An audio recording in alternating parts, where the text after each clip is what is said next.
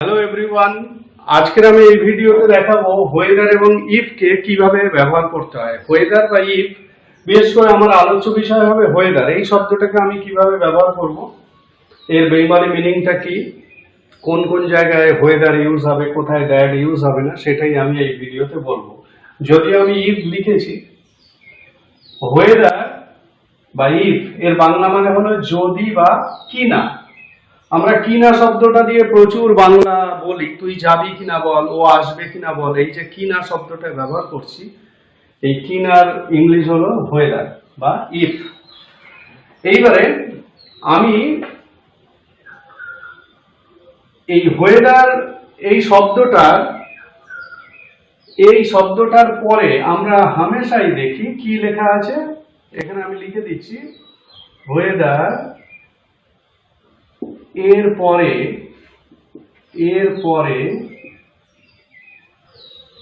Or, no বা or not বসে। কি লিখলাম? ওয়েদারের পরে অর, নো বা অর নট বসে। এই অর, নো বা অর নট বসে ওয়েদারের পরে। আমি এবারে দেখাবো এক্সাম্পলের মাধ্যমে কিভাবে অর, নো বা অর নট বসছে। যেমন আমি যদি একটা বাংলা বাক্য ভাবি বা লিখি এরকম যে আমি জানি না, এরকম বাক্যটা লিখছি, ফলো করো।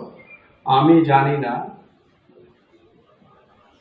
ও আসবে কিনা।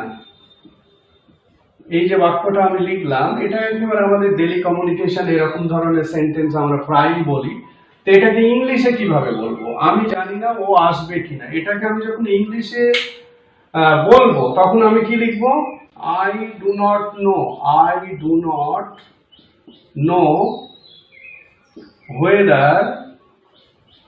whether he will come or not.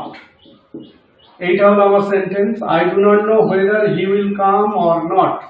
আমি জানি না ও আসবে কিনা। তাহলে বোঝা গেল whether এর পরে আমরা যে অর, নো বা অর নট বসাই, সেটা আমি এখানে দেখিয়েছি যে অর নট বসেছে। আর whether মানে এখানে কি না। তার মানে আমি জানি না ও আসবে কিনা। বোঝা গেল? তার মানে এই ওয়েদারের জায়গায় কিন্তু তুমি দ্যাট বসাতে পারবে না। I do not know that he will come or not, এটা হয় না। এই ধরনের সেন্টেন্স আমরা লিখি না, বলি না বা প্রচলন নেই। মানে এই ক্ষেত্রে ওয়েদারের জায়গায় দ্যাট বসে না। এইবারে আমি দেখাবো যে ডাউট আর ডাউটফুল এই দুটো শব্দ ব্যবহার করে কিভাবে ওয়েদারের সঙ্গে তোমরা ব্যবহার করবে। মানে ডাউট আর ডাউটফুল এই দুটো শব্দকে কিভাবে ওয়েদারের সঙ্গে ব্যবহার করবে, কোথায় ওয়েদার বসবে আর কোথায় দ্যাট বসবে, এটাই এবারে জানতে পারবে এই ভিডিও থেকে। মানে ওয়েদার দিয়ে আমি যখন ডাউটকে ইউজ করব তখন তখন ওয়েদার বসবে নাকি দ্যাট বসবে সেটা পরিষ্কার হয়ে যাবে। এখানে আমি দেখাচ্ছি, এটা আমার বেসিক জিনিস। ওয়েদারের পরে অর, নো বা অর নট বসবে। এবারে দেখে নাও, যদি ডাউট বা ডাউটফুল এই দুটো শব্দকে আমরা ব্যবহার করি, ডাউট বা ডাউটফুল এই দুটো শব্দকে যখন ব্যবহার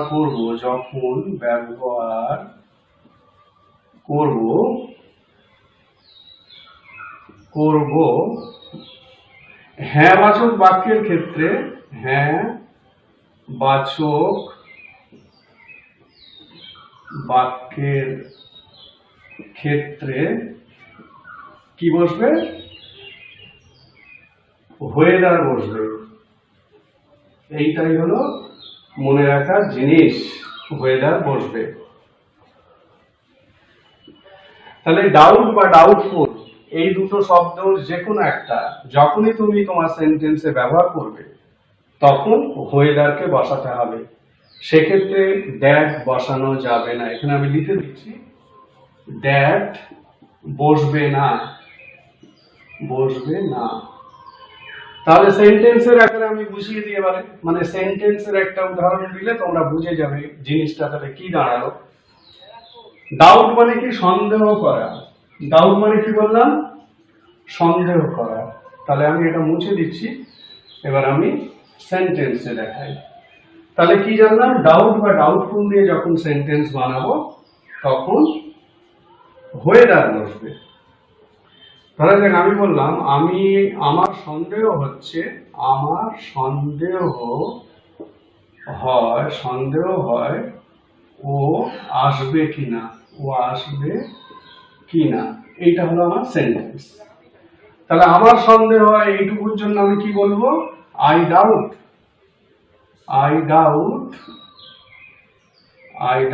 whether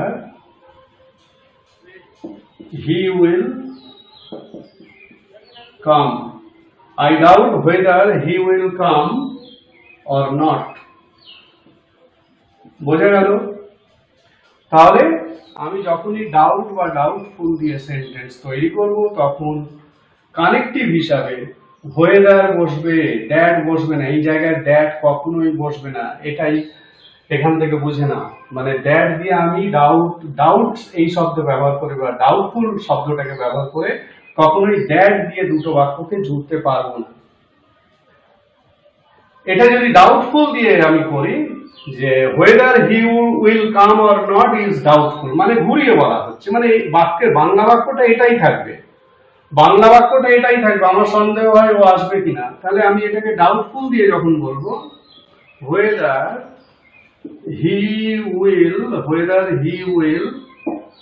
whether he will come or not is doubtful.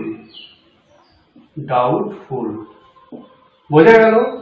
তাহলে ডাউট বা ডাউটফুল দিয়ে যখনই সেন্টেন্স তৈরি করবে তখন দুটো বাক্যের মধ্যখানে বা ক্লজ যেটা দিয়ে তৈরি হচ্ছে, ক্লজ ওটা আমি বলছি না, দুটো বাক্যকে জুড়ছো যে শব্দ দিয়ে সেটা whether বসবে, দ্যাট বসবে না। এবার আমি দেখাবো দ্যাট তাহলে কোথায় বসবে। ডাউট বা ডাউটফুল দিয়ে সেন্টেন্স করলে কি দ্যাট বসবে না? হ্যাঁ বসবে। কোথায় সেটা দেখাচ্ছি। সেটা বসবে যদি সেন্টেন্সটাকে তুমি নেগেটিভ বা ইন্টারোগেটিভ করো। মানে যে সেন্টেন্সটা একটু আগে তোমরা দেখলে সেই সেন্টেন্সটাকেই তুমি যখন নেগেটিভ বা ইন্টারোগেটিভে বলবে তখনই কিন্তু whetherটা বসবে না, তখন সেই জায়গায় কি বসবে? দ্যাট বসবে।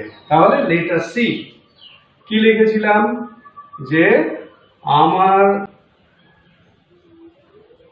ধরা যাক আমার সন্দেহ হয় না ও আসবে কিনা, এইটা হলো আমার বেঙ্গলি সেন্টেন্স। এটাকে আমি যখন ইংলিশে ট্রান্সলেট করছি তখন কিভাবে লিখবো? আমার সন্দেহ হয় না, I do not doubt that he will come.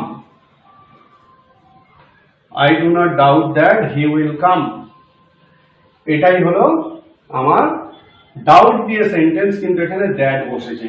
কেন না? ডাউট দিয়ে যে সেন্টেন্সটা আমি করেছি সেটা নেগেটিভে করেছি, ওই কারণে দ্যাট বসলো, whether আর বসলো না।